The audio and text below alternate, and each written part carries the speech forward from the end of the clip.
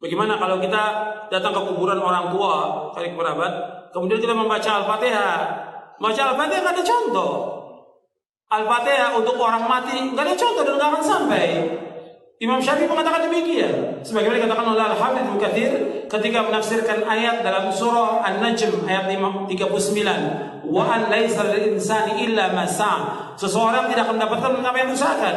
Kata Ibnu Katsir bahwa Imam Syafi'i berpendapat bahwa nggak bisa orang mengirimkan bacaan atau pahala kepada orang, nggak bisa, nggak akan sampai. Masalah ibadah kembali kepada masing-masing orang. Jadi Al-Fatihah nggak sampai. Begitu juga yang lainnya bacaan Al-Quran. Kadang-kadang orang sudah meninggal dibacakan Quran. Orang disuruh membaca Al-Quran di mana? Di rumah. Terutama surah Al-Baqarah, di masjid baca Al-Quran, bukan di kuburan. Al-Quran ini diturunkan oleh Allah untuk ancaman kepada siapa? Orang hidup, orang mati.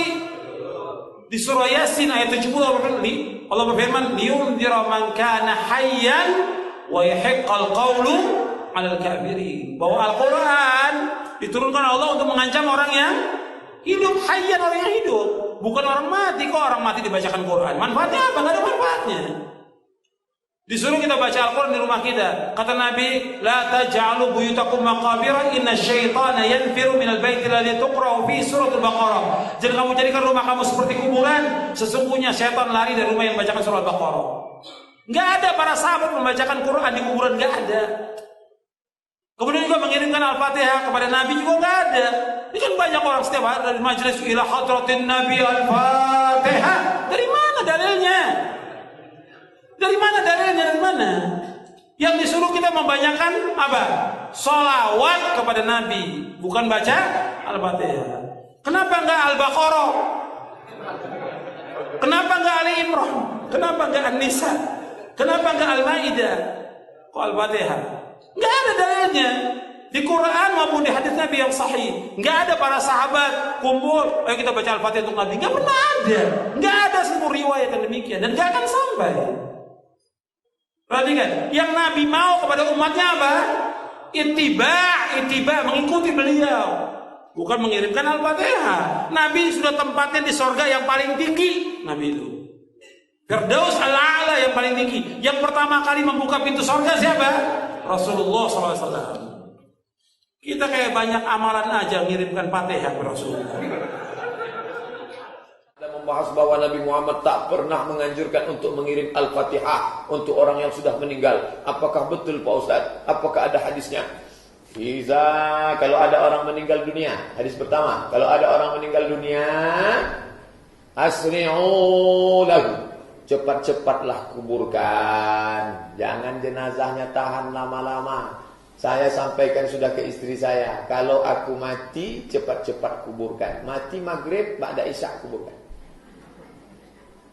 Bagaimana makam malam? Abu Bakar Siddiq meninggal dimakamkan malam. Tempat kita banyak lampu. Tak ada menggali, carikan ekskavator. Jangan tunggu sampai besok. Sudah saya sampaikan itu. Ini meninggal sore, ditunggulah sampai besok. Kenapa belum jadi kuburkan? Tunggu zuhur. Habis zuhur, anak pula delay pesawat Lion Air 3 jam dari Surabaya. Sampai jam 5 sore, kata sambutan dari RT, RW, tokoh masyarakat, nenek mama, orang Sumando, sadonyo. Panjang cerita. Kalau bolehlah jenazah itu di dalam ngokok. Capek dah. Betul juga. Tak sabar mau ikut ruang interview ujian dia. Nah, cepat-cepat. Setelah kalian kuburkan cepat-cepat, bacakanlah pada bagian kepalanya Al-Fatihah.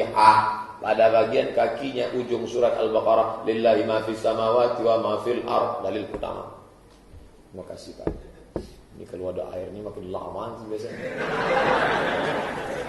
Dalil kedua, kata Abdullah bin Umar bin Khattab, anak Umar bin Khattab, dalam kitab Ar-Ruh, murid Imam Ibnu Taimiyah punya murid namanya Imam Ibnu Qayyim Al-Jauziyah, nama kitabnya Ar-Ruh. Kalau nanti aku mati tolong bacakan pangkal surat Al-Baqarah sampai wa ulaika humul muflihun, dan bacakan ujung surat Al-Baqarah lillahi ma fis samawati wa ma fil ard. Dalil yang kedua.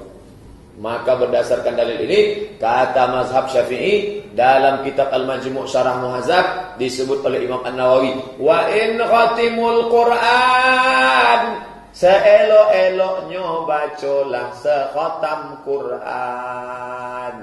Kalau tak sanggup sekhatam Quran, bacalah hatinya Al-Quran, qalbul Quran, Yasin, wal Qur'anil Hakim, innaka laminal mursalin.